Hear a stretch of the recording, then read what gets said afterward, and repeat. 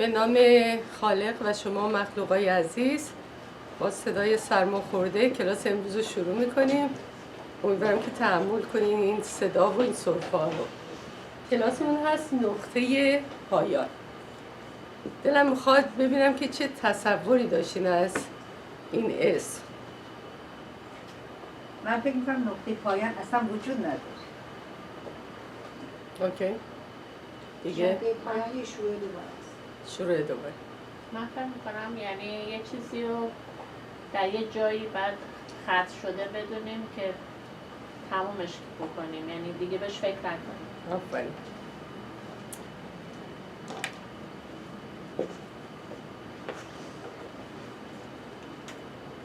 گفتیم که زندگی ما از لحظه شروع این شکلی میره جلو، این مدلی نمیره جلو.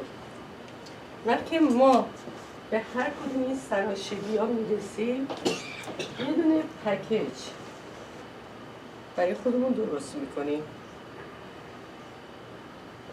این پکیج ها یا فاجعه یا تراماست، اتفاقای بدی که برامون افتاده، بلاهایی که به سرمون اومده از طریق یه آدم یا یه اتفاق یا خودمون. اینجاها اینا جمع میشه و ما در طول زندگی هی اینا رو جمع میکنیم. وقتی به اینجاها میرسیم که خیلی خسته ایم. یه خستگی روانی هممون حس میکنیم به خاطر سنگینی این پکیج هست. اون چیزی که نقطه پایان داره بررسی کردن هر کدوم اینا و تموم کردنشه.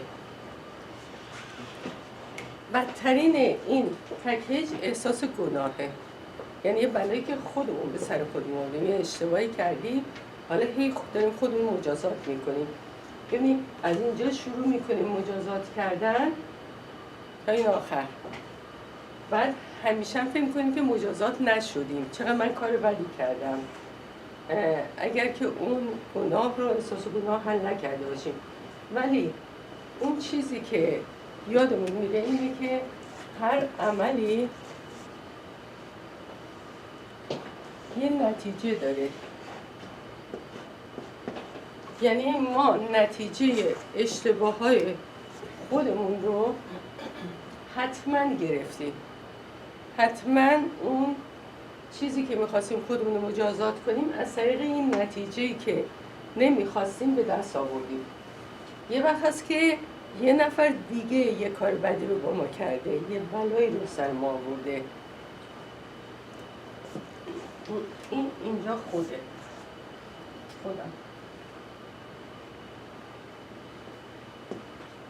اگر دیگری باشه یه عملی کرده و ما از اون نتیجه چی گرفتیم؟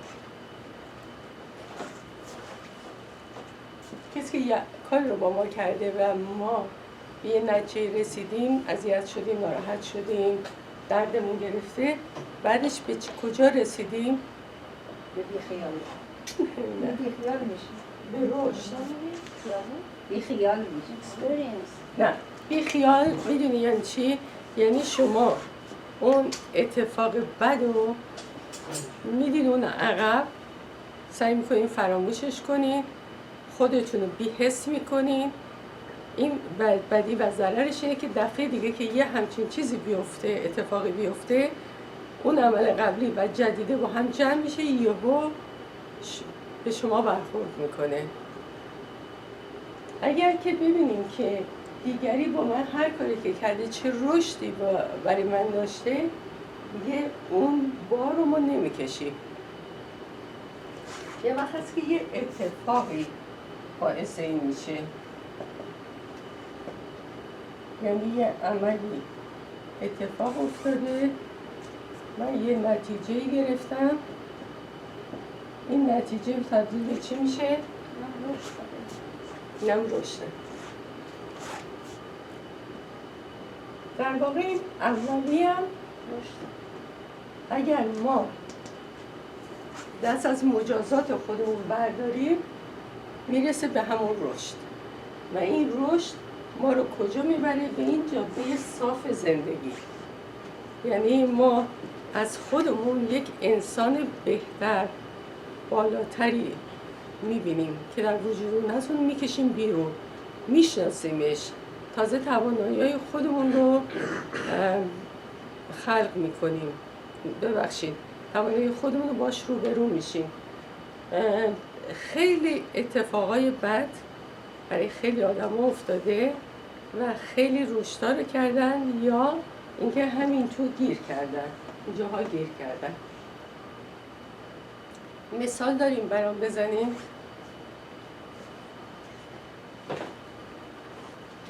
کسایی که تصادف میکنن و دیگه هیچ وقت تو فریوی نمیرن. خوشگیر رشد نیست. چی؟ اون شرایط سختی میکنن. ببینیم مثلا من خودم وقتی مرور کردم دیدم که رابطه با تربیت بچه هام یه سری اشتباه کردم، یه سری کارهایی که باید میکردم یه مدل دیگه کردم. اونجا اون احساس گناهه به وجود اومد. خب گفتم که وای، من باعث شدم که مثلا بچه من به جایی که یک مسیر بهتری بیفته توی این مسیر افتاده. اومدم این نتیجه رو دیدم که اولا که من خب خیلی کارهای خوبی هم کردم، یعنی همیشه نباید یک طرفه قضاوت کرد، دو طرفه باید دید. ولی یه نتیجه اونجا گرفتم، یعنی گفتم که خب من اون مجازاتی که باید بشدم در رابطه با این دوران، این نتیجه خودش این درد رو برای من به وجود آورده، ولی این درد باعث شد که من رشد بکنم، یعنی اون کار رو یاد گرفتم که دیگه نکنم. خب شما دیگه بچه دار نمیشه. نه نه، that's exactly, that goes to my things, like if you نتیجه شما اینه که شما اشتباه کردین، رشدتون چیه؟ آها، روشم اینه که اون مدل دیگه اون کار نکنم، اون کار یاد نکنی بگیرم. وقتی اتفاق تمام شده که دیگه نمیشه. هنوز ببین تا آخر عمر برای آدم آزمایش پیش میاد، همیشه یه اتفاقایی میفته. ممکنه که من دیگه اون فرصت پیش نیاد که با یه بچه مثلا 2 ساله بخوام اون کار رو بکنم، ولی اون بچه 2 ساله اولا در وجود خودم هست، در وجود بچم هست و من چیکار کردم؟ مثلا اگر که به بچم توجه نکردم با اندازه کافی، یعنی حسش رو حس نکردم، خب یاد میگیرم که حسم رو وصل کنم به دیگران. حالا حتما که نباید بچه من باشه، هر کسی میتونه باشه. خدا از طریق بچه ها به ما unconditional love رو یاد داده، ولی دلیل نمیشه که ما اینو فقط برای بچه نگه داریم، برای همین کار رو بکنیم. اول برای خودمون، یعنی من خودم رو یاد بگیرم که unconditionally دوست داشته باشم، خودم از روی عملم، از روی رفتارام، از روی نتایج زندگیم نبینم. اگر یادتون باشه گفتیم که همه ما یه آی امیم، ما از آی ام تشکیل شدیم. ما جلوی آی ام برای خودمون یه سری صفات میذاریم. این آی ام مقدسه و ما باید این احترام این آی ام نگه داریم. یعنی وقتی من میگم من آدم بدی هستم، اینجا دارم توهین میکنم به این آیم، چون این آیم به تمام یونیورس، به خدا، به همه چیز وصله و من دارم اونا رو خراب میکنم.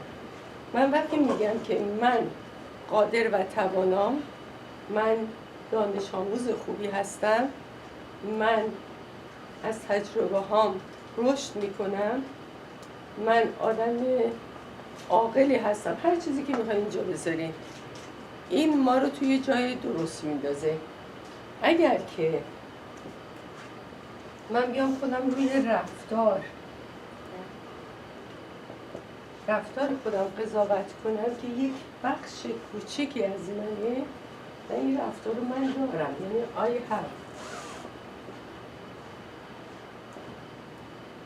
من 100% راه اشتباه رفتم.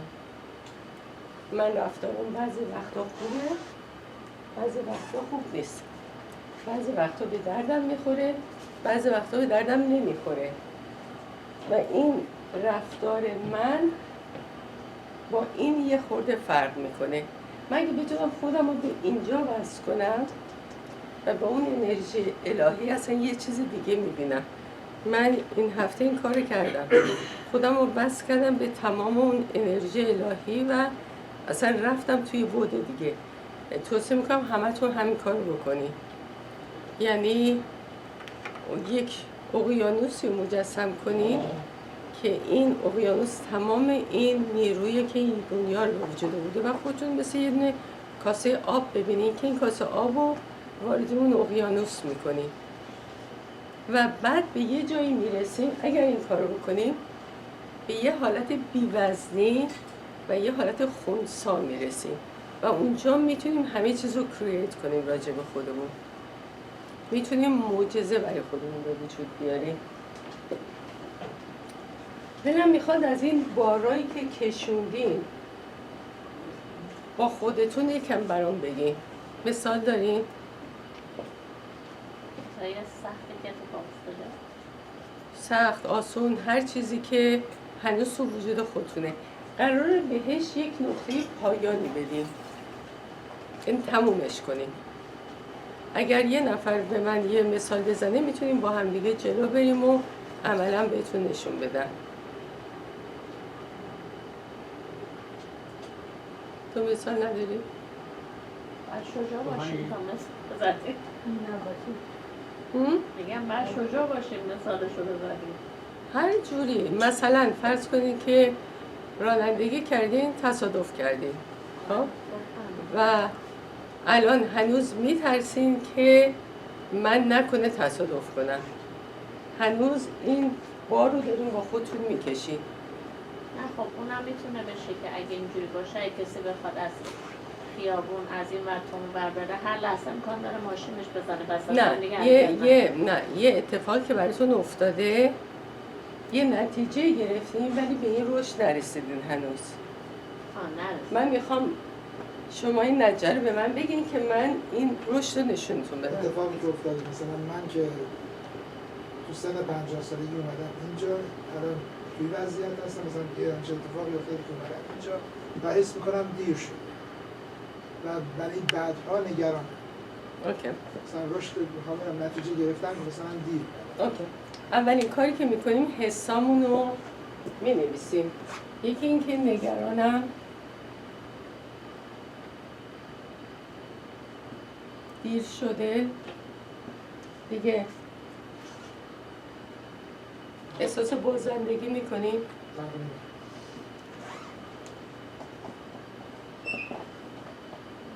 عصبانی هستین. نه الان خیلی کام داون شده، شوخی میکنه اصلا. نه ببینید ما میخوایم از اون تو بکشیم بیرون، میفهمی؟ این آره. نه یه چیزایی رو من دارم اینجا میبینم که باز خدا رو شکر میکنم و میگم که چقدر خوب خدا اینا رو طبقه بندی کرد تا من رسیدم اینجا. اون منطقشه. من با منطقش هیچ کاری ندارم. من با حس خالص کار دارم. حس خالص. شما احساس غم هم میکنین.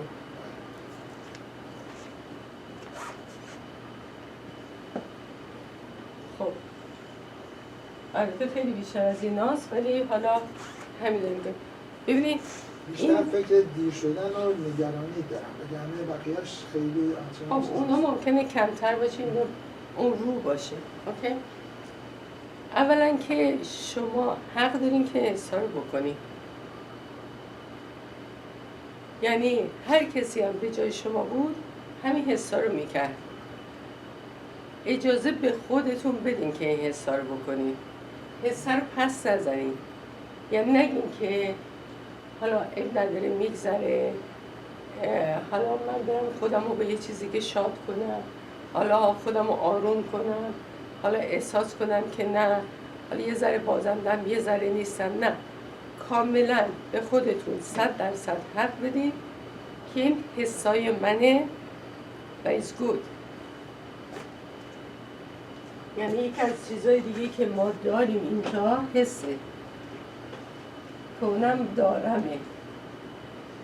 من اجازه دارم مثلا قراره تمام حسای خوب و بد این دنیا رو تجربه کنم. نه تنها شما، همه ما توی زندگی باید تمام این حس‌ها رو تجربه کنیم. اگر تجربه نکنیم آدم عادی نیستیم. می‌فهمید؟ پس من به خودم اجازه میدم که این حس‌ها رو بکنم. حق دارم و این چیزی که هر کسی دیگه هم به جای من بود این کارو میکرد. خب نتیجه عمل دیرون آمدن شما اینه که عقب افتادین. رشد شما اینجا چیه؟ یعنی چجوری میتونی این جریان رو الان عوضش کنی؟ چی کار میتونین بکنین؟ فکر کنم کاری که دارم الان میکنم. خب در کنار کاری که دارین میکنین میتونین یه برنامه ریزی بکنین. یعنی میگین که من اگر 25 سالم بود میومدم الان در این سن یه جای دیگه بودم. حالا الان که در این سن هستم 5 سال دیگه میخوام کجا باشم؟ آیا میخوام همین جایی که هستم باشم یا نه؟ یا میخوام یه جای دیگه باشم؟ اون جایی که میخواین باشین رو انتخاب میکنین. میتونین چیزی دارین؟ ایده دارین؟ هر چقدر بلند پروازانه باشه مثلا هر چی باشه. آره. مثلا آره. باید منطقی باشه. نه شما بگیم بعد بررسیش میکنیم ببینیم که عملی هست یا نه. مثلا اگه شما بگیم من میخوام برم روی کره ماه را برم، خب این ممکنه که نه مثلا میگم مثلا 5 سال دیگه بتونم یه بیزنسی داشته باشم دیگه نخواد خیلی کار بکنم. یعنی یک بیزنس داشته باشین که اون برای خودتون کار کنید. اوکی. اینو باید دقیقاً برای خودتون مشخص کنید. یعنی ما یه هدفی اینجا میذاریم. این هدف باید با جزئیات خیلی خیلی کامل باشه. یعنی من چه نوع بیزنسی میخوام داشته باشم. اگر نمیدونین باید برین تحقیق کنین. حتی راجب بیزنس هایی که 5 سال آینده جوابگو هست تحقیق کنین، چون الان همه چیز داره عوض میشه. میتونین برین با یه مشاور صحبت کنین. کسایی هستن که شغلشون اینه که به شما راهنمایی میکنن که چه بیزنسی میتونین داشته باشین. بعد هدفتون اگر پول هست چقدر پول میخواین داشته باشین. وقتی که اینو خوب مشخص کردین، یعنی هدف 100% باید با تمام جزئیاتش مشخص بشه. 100%. یعنی روی هوا نمیتونین چیزی بگین. بعد میان راه رو مشخص میکنین. من برای اینکه به این هدفم برسم چیا لازم دارم؟ اگه قراره که زبان برم یاد بگیرم میرم یاد میگیرم. اگه قراره کامپیوتر یاد بگیرم میرم یاد میگیرم. برای خودم مشخص میکنم. یعنی من الان در این کاری که دارم میام به خودم میگم که مثلا هفته‌ای یا هر روز 10 دقیقه 1 رو میرم زبان میخونم. 10 دقیقه 1 رو ورزش میکنم. 10 دقیقه 1 رو مدیتیشن میکنم که اون ذهنم رو آمادش کنم و اون تلقینایی که منو به اونجا میرسونه رو به خودم بگم. یعنی باید دقیقاً مشخص کنیم. وقتی این هدفتون مشخص شد، ما یک برنامه 5 ساله داریم، یه برنامه 2 ساله داریم، 1 ساله و 2 ماهه. یعنی میگین که من 5 سال دیگه میخوام اونجا باشم. حالا چجوری به اونجا برسم؟ میام تا 2 ماه دیگه یه همچه کارایی میکنم. تا 1 سال دیگه مثلا زبانم به یه حدیه که میتونم کامل صحبت کنم. تا 2 سال دیگه اون مهارت‌هایی که لازمه رو دارم یا اون مقدار سرمایه که لازمه رو کنار میذارم و بعد همینجوری جلو میریم. همین شکلی نمیتونیم که اینو فکر کنیم. شما اگه 25 سال قبلا می اومدین اگر برنامه نداشتین همین بود. میرفتین در اولین کاری که سر راهتون قرار میگرفت وارد میشد همونجا میموندید. ببینید شما یه صحبتی میکنید در مورد این که میگین که طرف خب یه نفر یه دیر شده، درسته؟ طرفی که میخواد میگه که من الان بعد از مثلا این سن اومدن اینجا ایستوره، ولی شخص میتونه بهش خودش بگه که من میخواستم زودتر بیام ولی برای این زودتر نتونستم بیام چون که توی مثلا ایران مثلا پول دست ایکس و ایگری داشتم یا این بار به هزاران چیز بودم که نتونستم زودتر بیام. پس برای خودش یه نتیجه گیری میکنه اگر من سن من مثلا بهتون بگم اگر من این مشکلات رو نداشتم به جایی که این سن بیام به قول شما 20 سالگی میومدم. خب این برمیگرده به این پکیجا، این چیزایی که با خودمون میبریم چیکار میکنیم؟ اول میگیم که من آره نتونستم بیام و به خاطر که نتونستم بیام به این دلیل بود ولی این حسا رو دارم. خب اون دلیلایی بوده که لاجیک بوده. Of course. دلیلای نالاجیک نبوده. نه میدونم. ما مشکل مثلا جسمی داشته، مشکل هلت داشته، مشکل مالی داشته، مشکل ایکس و ایگری همه چی میتونه باشه. درسته؟ بعد میگه خب حالا که این الان وقتی که طرف تصمیم میگیره تو این سن بیاد اونا رو پس کرده یا دیگه به فوردنت حالا دیگه از الان موو میکنم به قدمی جلوتر. بعضی وقتا آدما نمیتونن فورگت کنن به اون راحتی که شما میگین.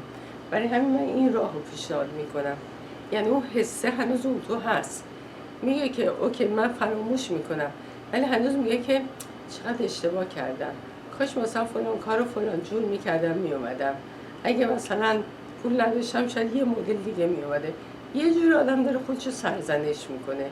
با اون پکیجر رو با خودش فرار از واقعیت. نه ببینین تا آدم سبک نشه نمیتونه درست فکر کنه. اگر بخوایم با خودمون منطقی رفتار کنیم بعضی وقتا برای بعضی آدم کار میکنه برای بعضی آدم کار نمیکنه.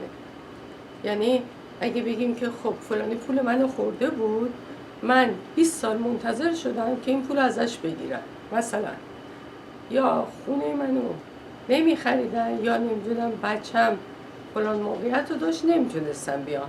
اوکی؟ اینا رو میگیم به خودمون ولی اون تو هم هی داریم خودمون سرزنش میکنیم چرا من نزدم مثلا با آب آتیش بیام، چرا من فلان کارو نکردم. یعنی اون سرزنش ها هست. خب اون کسی که اون تصمیم رو میگیره که تو اون سالی میگه که من بدون پول برم آمریکا که چه خبر باید پول داشته باشم. پس میگه که من وایستم تا من پولم رو بگیرم بیام آمریکا. هی وای میسه و دیگه گیواب میکنه میگه اوکی پس دیگه پول دیگه تموم شد. طرف پول منو خورده خب حالا دیگه الان این سنا دیگه دارم پس پرونده مجبوره پرونده پول رو ببنده دیگه اوکی از حالا قدم صفر شروع میکنم برم جلو. آره ولی میاد تمام مدت اون طرف رو سرزنش میکنه که چرا پول منو ندادی که من زودتر بیام که من جلوتر بیفتم. یعنی اون پکیجه هستش هنوز. همین سری چرا هاست. آره این نقطه پایان بسیار بسیار بسیار به ما کمک میکنه تو زندگی. بسیار کمک میکنه که یک نقطه پایانی بذاریم برای تمام این گفتگوهای درونی که با خودمون داریم.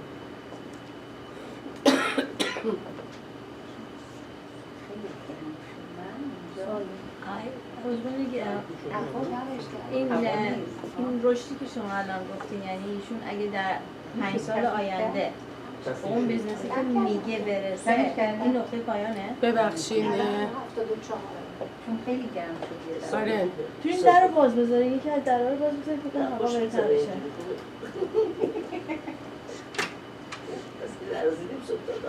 خودت سردت نشه. درهای پشت رو باز کنید شما سردتون اونجا هوای سرد یه دفعه زیادی بود. حالا برای شما خوب. اونوری میره آخه. سوالتون رو ببخشید دوباره تکرار کنید. سوال من اینه که اگه 5 سال گذشته مثلا ایشون میگه من میخوام یه بیزنسی در 5 سال آینده یه بیزنس داشته باشم که یه نفر دیگه برام کار کنه که خودم کار نکنم دسته من ماری اون نقطه پایانه؟ یعنی دیگه ایشون ناراحت نیست، نگران نیست، بازنده نیست؟ این هست. نه یعنی اون موقع برای در 5 سال آینده اگه ایشون مثلا making like نه الان مثلا $50,000 میسازه 5 سال دیگه that $50,000 become $500,000. اوکی. Okay? He's not going to be angry, he's not going to be depressed, he's not going to be feeling guilty anymore. ببینید ممکنه نکنه ولی این پکیج باهاش هست همیشه. نه این پکیج هیچ وقت از بین نمیره. چرا؟ این پکیج با این رشته از بین میره. رشد ایشون در این موقع اینه که این برنامه‌ریزی رو بکنه. یعنی میگه که من اونجا برنامه‌ریزی نکردم که ببینم وقت 25 سالم بود فکر نکردم که من کی برم آمریکا. همینجور صبر کردم هر وقت خودش پیش اومدم. نیومدم فکر کنم که خب من اگه الان برم موقعیتم چجوریه، چند سال دیگه چجوریه. حالا خب یه دلایل حتما براتون بوده که موندید، ولی من تمام صحبت امروزم این پکیج هست.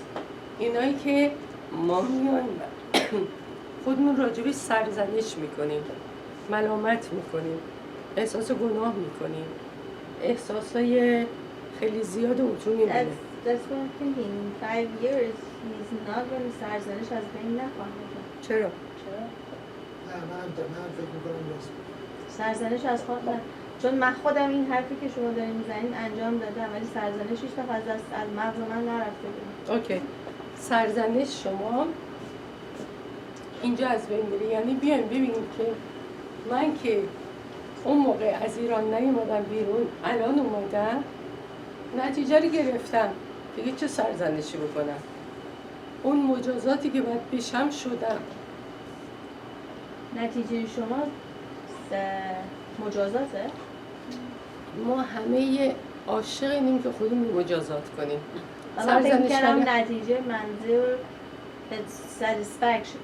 نه. It's not نه ببینید Negative. یک عملی هست، یه عکس عملی، یعنی یک نتیجه بعد از اون عمل به وجود میاد. اگر شما یه کاری میکنین در طول زمان نتیجه اون اشتباه خودتون رو میگیرین. پس دیگه ما لازم نیست که خودمون رو بیشتر اذیت کنیم، بیشتر سرزنش کنیم. متوجه شدین؟ اگر اینجوری فکر کنیم این پکیج از بین میره. بعد چی میشیم؟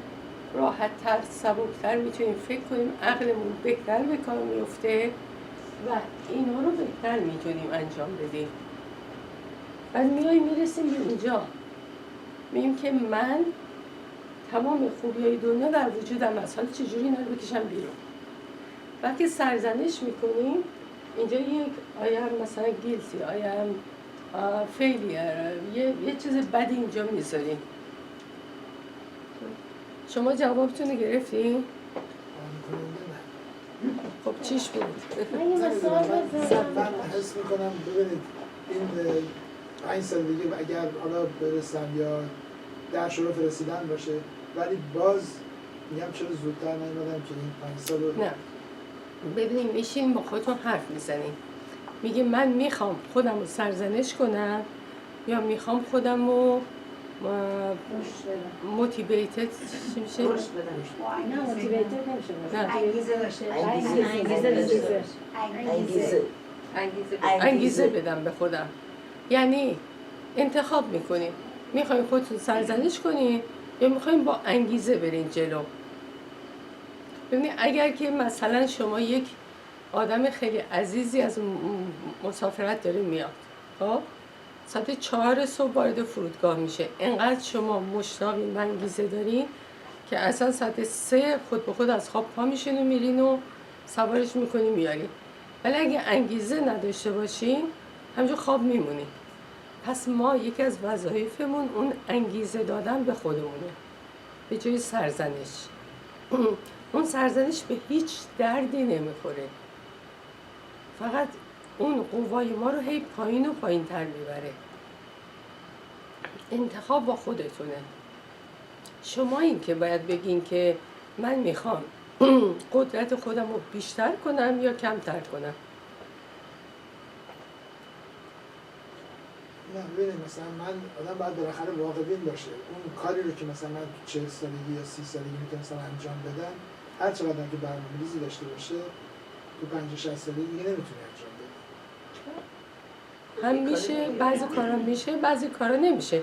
اگه شما بگید من میخوام برم قله اورست، خب در 20 سالگی خیلی راحت تر میتونیم بریم. در 60 سالگی هم میتونیم بریم، ولی خب خیلی تمرین بیشتری میخواد، زمان بیشتری میخواد، انرژی بیشتری میخواد، ولی راه داره. اونجوری نیست که نشه. ببینید تو 5 سال دیگه به اینجا هم میرسیم، یه خود سخت‌تر و مشکل‌تر، ولی شدنش میشه.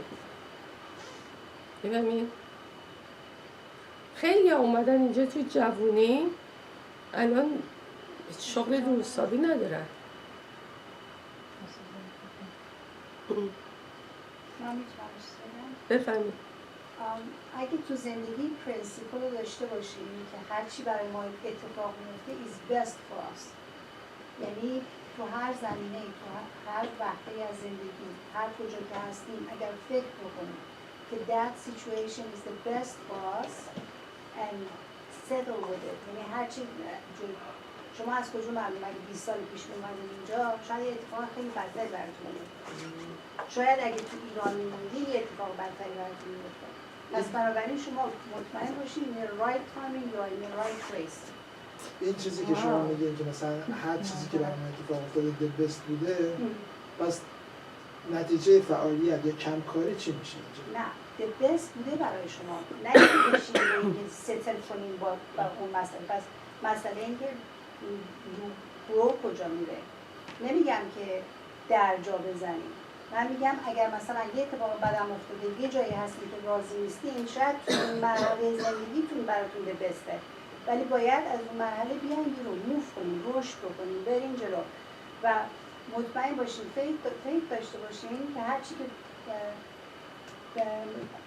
اگه حد اکثر اون کاری که باید بکنین دستنیشن شما برمیگرده به شما حتما پیشرفت خواهید کرد تا اون جایی که یعنی نمیخوام بگم همش هم دستنی، یعنی you have to walk the walk towards the goal. نمیتونیم بگیم من میشینم the best gonna happen to me. No. ولی اون راه باید بریم، اون فیت رو باید داشته باشیم، خودتون عقب نگه نداریم که حالا ای وای بر من چرا دیر اومدم. خب دیر اومدین که دیر اومدین، شاید اون موقع وقتش نبوده برای شما بیاین. الان شما اینجا هستین و مطمئن باشین اگه 10 سال دیگه هم اومدین بازم توی مرحله بودین. پس چیزی رو از دست ندیم، باید رفت موف forward. ببینید توی فارسی یه جمله داریم قشنگ جواب شما رو میده. میگه جلوی ضرر رو از هر کجا که بگیریم منفعته. آره. شما من یه تجربه دارم بفرمایید. ما 6 سال پیش تصمیم گرفتیم بریم اروپا با یه تور. راه افتادیم و من وسط راه یه استاپ داشتیم، حالا به هم بود. و اهالی تور خوب رفتن و منم یه 2-3 روزی اونجا بودم و حالم خیلی بد بود. که بالاخره هر طوری بود برگشتم اومدم لس آنجلس. تمام این مراحل رو داشتم، یعنی نگران بودم، عصبانی بودم، ناراحت بودم، همه اینا رو داشتم. و نتیجه‌ای که گرفتم همون آن یه مثلا چند وقت بعدش این بود که خب من که تمام این کشورها رو بیشترش رو رفتم. دیگه واسه 2 مرتبه راه میافتم برم راه دور. خب این نتیجه بود که آنن گرفتم. بعدش چند وقت بعدش گفتم خب که نمیشه مسافرتم نرم. حالا راه دور رو نمیرم. مرحله رشدم موقع بود که گفتم خب مسافرت راه نزدیکم میشه رفت. با ماشین، حالا هواپیما یه خود فوبیای هواپیما داشتم. هواپیما هم نرفتم اقلا راههای نزدیک. نتیجه این که حالا هر کسی میخواد یه جایی بره منم باش میرم. شما قانع شدی یا هنوز نه؟ فکرش میکنم. ببین اولین کاری که میکنیم بریم با یه نفر مشورت کنیم، با یه متخصص مشورت کنیم. بیچاره شیرین دلم برای چیزی. خب اگه سوالی زودتر میومدی که با ایشون ازدواج نمی‌کردی مثلا. چرا من از کوچیکی با هم ازدواج کردیم. ازدواج کردیم درسته؟ ولی من یه جواب دارم. یعنی خودم تجربه که تو زندگیم داشتم، بعضی هم فکر میکنم مثلا حتی خود شما بعضی موقع با من حرف میزنید شاید رو من تصوری میکنید که یکم کلش رفتم. ولی تجربه که تو زندگیم داشتم اینه که آدم هر موقع تو زندگیش هر کاری میکنه اون لحظه بهترین کاری بوده که میتونسته انجام بده. یعنی من تجربه کردم که شما نمیتونین بپرین برین 2 سال دیگه بعد برگردید بگید چرا 2 سال پیش همچین کاری کردم. اون 2 سال پیش خب بهترین کاری که میتونستی بکنی همین بوده. ببینید میدونین چه اتفاق میفته، آدم از احساسات اون موقع جدا میشه، میاد خیلی منطقی خودشو نگاه میکنه. من با همین مشکل دارم. آره، برگردین به همون حسایی که اون موقع داشتیم و علتی که زودتر نیومدیم اون موقع رو نگاه کنیم، خودتون رو اون مدلی نگاه کنیم. حالا بحث اومدن و نیومدن من اینو به صورت مثال خیلی چیزا هست که میتونم بگم، ولی من با این مشکل دارم که میگن هر موقع هر کاری کردی حتما همون موقع درست‌ترین کار بوده که انجام دادی. اینجاست که من نمیتونم تشخیص بدم که کم کاری کردم، میتونستم شاید بیشتر انجام بدم که به نتیجه برسه، یا که مثلا اشتباه کردم و به نتیجه بد رسیدم. خب شما گذشته رو ولش کنید، الان رو نگاه کنید. گذشته رو به دردتون نمیخوره. بعضی وقتا گذشته خوبه که آدم بیاد و ازشون درسش رو یاد بگیره برای الان، ولی شما اگه میرین گذشته اونجا گیر میافتین اون به دردتون نمیخوره. قطعش کنید. نقطه پایان رو به این گذشته بدین. این مثال من بزنم، مثلا ما بچه داریم، همه بچه کوچیک داریم، سر بچه‌تون عصبانی شد، سرش داد زد، فردا میای میبینی یا پس فردا میبینی که چه اشتباهی کردی سر بچه‌ت داد زد، بچه‌ت 2 روز باهات حرف نمیزنه. اونجا به این نتیجه میرسی که این دعوا کردن و این عصبانی شدن خیلی چیز بدیه و نباید دیگه، یعنی این نتیجه رو میگیری که نباید با بچه‌ت دیگه عصبانی باشی. اونجا دیگه میبندی پرونده رو، نمیای خودت سرزنش کنی ای عجب غلطی کردم و بعد سر بچه‌م داد زدم. برای یه ثانیه احساس رو میکنی که عجب غلطی کردم سر بچه‌م زدم، بعد میگی خب یاد گرفتم که دیگه سر بچه‌م داد نزنم و این میشه یه رشد. یعنی یه مثال خیلی ساده زدم، این دقیقا مثل همونه. شما نمیتونید دیگه تا آخر عمرت بیای بزنی تو سر خودت بگی او سر بچه‌م داد زدم، او سر بچه‌م داد زدم، هی خودتو دعوا کنی. بعد فقط درسش رو یاد بگیری. درست چی بوده که دیگه سر بچه‌ت داد نزن. بعد تمامش می‌کنی. ولی اگه همینجور نگاه کنی تو سر خودت بزنی دیگه رشدی پیدا نمی‌کنی. دیگه نمی‌بینی که سر بچه داد زدن کار بدیه. فقط داری سر خودت داد می‌زنی. اینجا اون رشد اینه که هم یاد بگیری سر خودت دیگه داد نزنی، هم سر بچه.